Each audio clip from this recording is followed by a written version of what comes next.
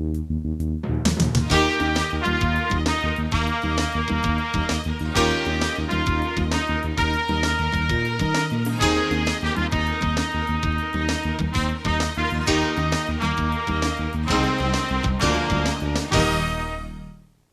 I'm Jack Dennis. For the next hour or so, we're going to be talking about how to improve your fly casting. You know, I hear this said a lot. You don't have to be a good fly caster to be a good fly fisherman. Well, that may have been true 50 years ago, but not today. The better the caster you are, definitely the better fisherman you can become. The steps are easier than they used to be. Why? Well, we have better rods, we have better lines, we have better reels, and we have better teaching methods. More important, we have people that really care about this sport, and they really want to know all about it. So why not know more about casting? Yet, it can be simple, and it can be fun to become a better caster. A lot of it takes practice. Practice away from the stream. We're here in the Rockies on this beautiful fall day, and it's hard to think about practicing fly casting right now. The first thing I want to do is get down and catch a fish, and that is probably the #1 mistake you can make. Well, I'll tell you, nobody wants to practice when they're on a beautiful stream and want to go fishing, just like I want to do right now. It reminds me, however, of a man I took to New Zealand. He waited for 3 years. He read everything about the country. He knew about the fish, the flies, everything. He even ran 3 miles a day to get ready for this trip. And when we got there, the first 3 days were a disaster. He wasn't catching fish, and everybody else was. I went to the guide and asked him, what was the problem? He says, well, the man just can't put the fly where he wants to. His casting skills are poor. Yet I knew this man could cast. I talked to him, I said, didn't you practice your casting? No, I was too busy doing all the other stuff. I forgot about that. I just thought I could do that right off the bat. That's not true. You need to hone your skills just like any other sport. Practice before you go fishing.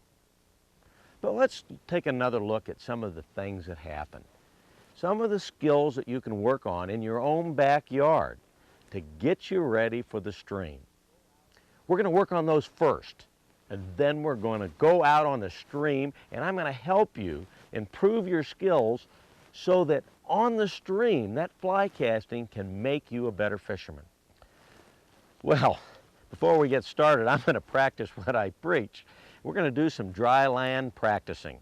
I've got all the gear necessary to fish this spring creek and the river beyond it, but we're going to take some time and show you what you need to do before you go fishing.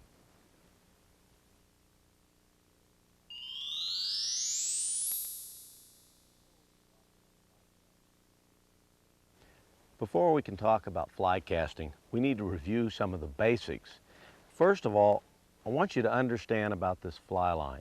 They've come a long ways in the last few years. Slicker finishes, but they all have weight. So many of our fly fishermen today started as spin fishermen. When I was a young boy, spin fishing really didn't exist. I had to learn spin fishing after becoming a fly fisherman. One of the problems I find today is teaching people to unlearn some of the habits that they learned from spin fishing. But let's relate spin fishing to fly fishing, and it starts with the line. The weight that you have in your spinning lure that carries out your monofilament line is now incorporated into this line. And what I'm about to tell you is one of the things I want you to keep in mind through this whole video and actually throughout your whole fly fishing career. Anytime you have a problem, I want you to think about this. The fly rod is no more than an extension of your arm. That's right, an extension of your arm. Now let's take a look what your arm can do with a fly line. Well, really, that's what fly casting is about. If you had a 10-foot arm, you wouldn't need a rod. You may have a little problem figuring out where to place the reel. I guess could put it in your pocket. What this means, the rod becomes an extension of your arm. They become one. When they become one, the power flows through the arm into the rod, through the tip into the fly line. Once it gets separated from this angle, when the wrist is broke, all the energy gets dispersed. It goes in all these different directions. Once that rod and the arm can be one, you're on your way. You're really on your way to becoming a better caster. You say, wait a minute, what do you mean by all that? Well, I'm going to show you. We've got some line out. I'll get some more out. If you're into saving money, I can help you, because you don't have to have a rod. In fact, the first fly fishermen did it all by hand. The weight is in this line. So we'll put out some line here. And we'll get it all together here. Let's get it all together and see what we can do. Now, the basics of casting is what? Line speed. You got to get the line moving. I mean, obviously, I can't command this line. I want you to get up and go. It's not going to work, so we got to do something with it. So, of course, we could just take it and try throwing it. Well, hey, it does move, doesn't it? Look at that. Well, that's 15 feet. That's 20 feet. When you get really good at it, you can really make it go. It's a matter of what? Getting the energy through my body, through my arm, into the line. It's a little work.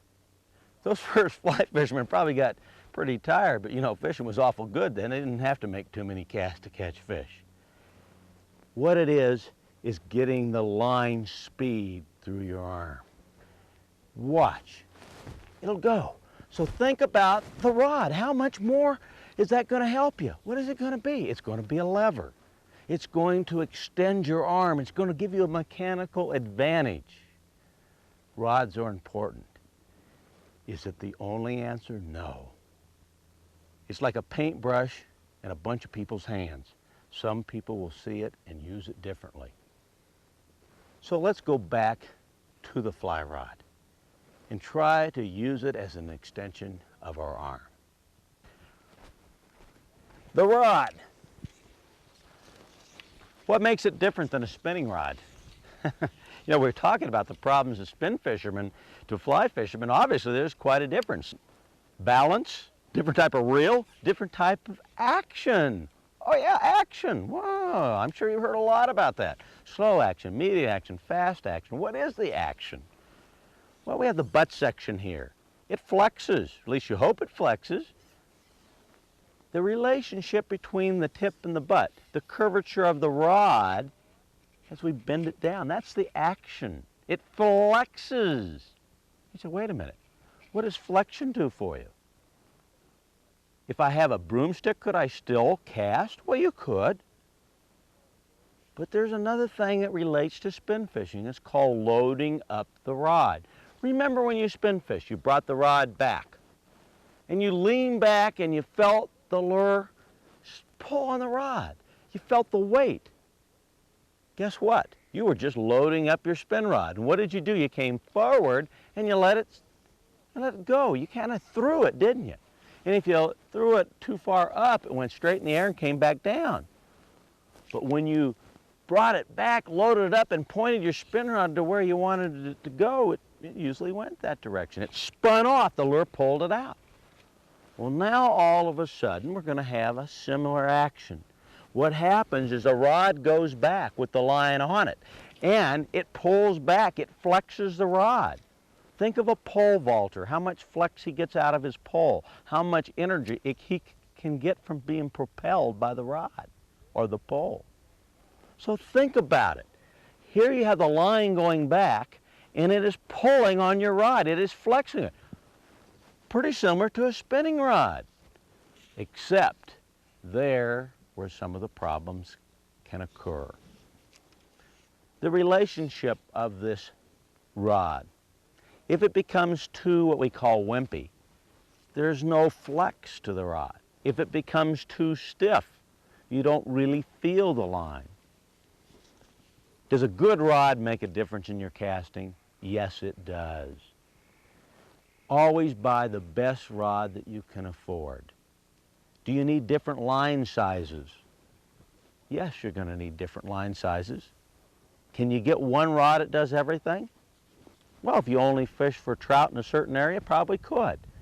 No, you're going to need other rods. Maybe you can't afford but just one good rod. Well, that's good. Buy a good rod for the majority of your fishing and spend less money on some of the peripheral rods. Say you only bass fish once a year. You can save money that way. Now, I know in basic tapes you've heard about line sizes, and I think most people understand about line sizes. We're going to talk about how you cast different line sizes. The more we go into this casting video, you're going to hear more about rods and flexes. So right now we're going to leave the rod.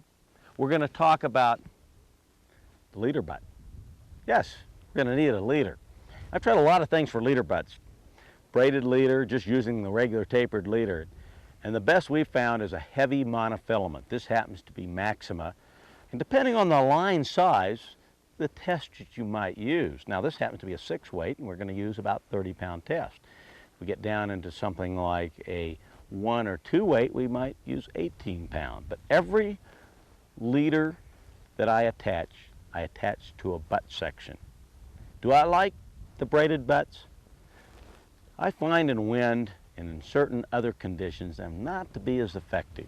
So we use the heavy leader butt. Now how much? Well, you can do anywhere from about 1 foot to 1.5 feet. Some people even put 2 feet on.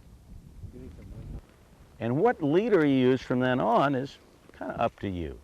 There's always a controversy on which tapered leader, whether you should have knotted leaders or drawn knotless tapered leaders. What leader you decide to use is kind of up to you. But remember something. The important thing about a leader is making sure that you can handle the length of the leader and that you have the right fly picked for the leader. In other words, what does this mean? Well, you're going to use a great big fly, say a size 6 dry fly. You're not going to attach that to a 6X leader or to a 12 or 14 foot Spring Creek leader. You have to use some sense. If you're going to use a heavy fly, you probably want to keep the leader shorter. Now, when would you want to use a longer leader? Well, we're going to be talking about that when we go to Spring Creek casting and how you can adjust your casting to handle longer leaders. So as I attach this leader to get on to practicing, yes, and practicing you need to practice with a leader because you can ruin your fly line if you don't. You'll hear too much snaps. Now the question is, should we attach something to it? Yes, you should have a little weight. And I'll give you some thoughts about that. And now, let's go do some dry line practicing before we go fishing.